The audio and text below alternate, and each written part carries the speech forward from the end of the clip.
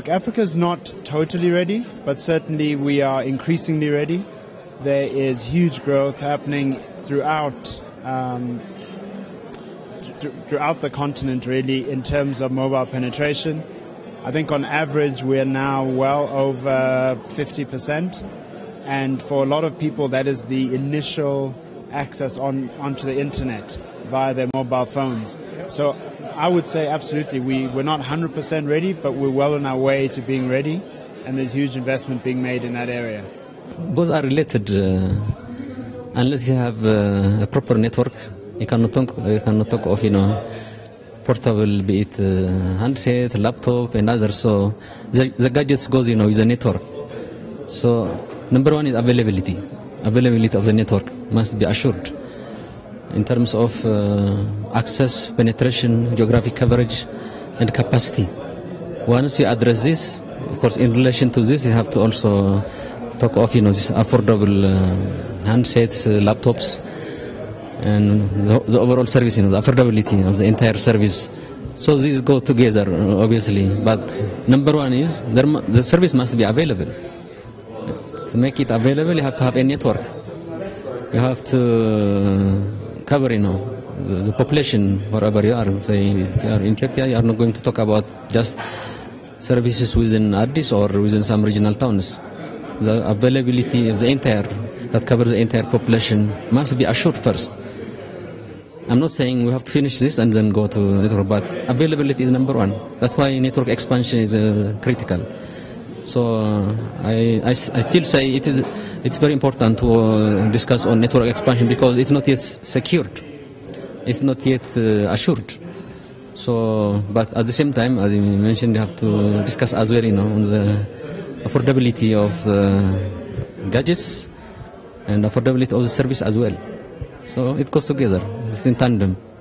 I mean, I certainly think that Africa is ready because Africa needs it. I think that the African people and lots of African countries are extremely ambitious and are full of dynamism. If we even look what's happened here in Ethiopia and other countries, the different ministries are extremely aggressive in the best possible way in order to move forward. So, of course, not only is Africa ready, but I think Africa needs it. And you have to start planning the future now. And I think we have lots of positive examples in many countries in Africa. And we've seen today that people were looking at many aspects of the problem from the backbone. There's lots of large backbone projects, but they're also looking at with satellite coverage as well and positioning the satellite not like it was in the past, but as complementary in order to bring down costs. The submarine cables are coming as well. So, of course, I think there's a huge potential for Africa. There's a huge need so that for people development and that everybody can have access to the new technologies. And so I think that, yes, Africa is ready and Africa is getting there. And I think this type of conference will certainly help everybody maybe go a little bit quicker. I hope so. I think undoubtedly Africa certainly needs to extend its connectivity away from the urban areas across to the rural. The question is a logistical one and perhaps even even more importantly a financial one.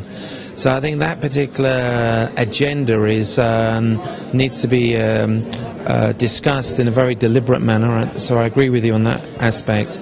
And it needs to go in coordination with regulations and access to affordable financing. Because like as the CEO and Group President Sifiso Debengwa mentioned during the interview, there needs to be an incentive. There needs to be some kind of incentivization so that you can get the private and the public working together for the benefit of the consumer. My view is that there is no such thing as something not ready. I think there's a number of ways that you can address the issue of rural coverage. Let's say, for example, in awarding a license, there can be very specified objectives in relation to rural or low-density areas, and we've seen that being done very successfully in a number of markets. And again, whilst the initial response is that rural areas tend to be less profitable, our experience is that's not the case.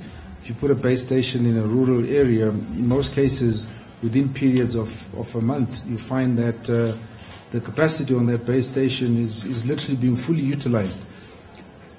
So I don't think it's a question of readiness from a a subscriber or a user point of view. I think a lot of it has to do with policy, and it's got to do with regulation.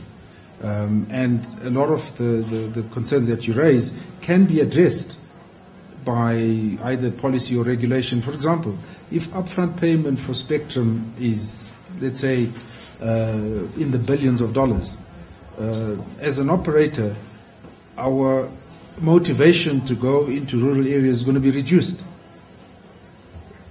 So there's got to be that balance between what we pay up front for spectrum and what is expected, because for us it's all part of one business plan.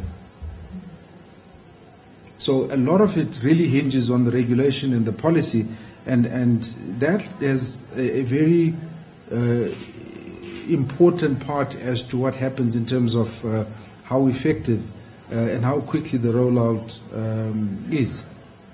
So in my mind, as soon as we do have 4G technology and we do have spectrum available, there's no reason why we can't roll it out to provide services that today, let's say, are either being provided through wireline and or through other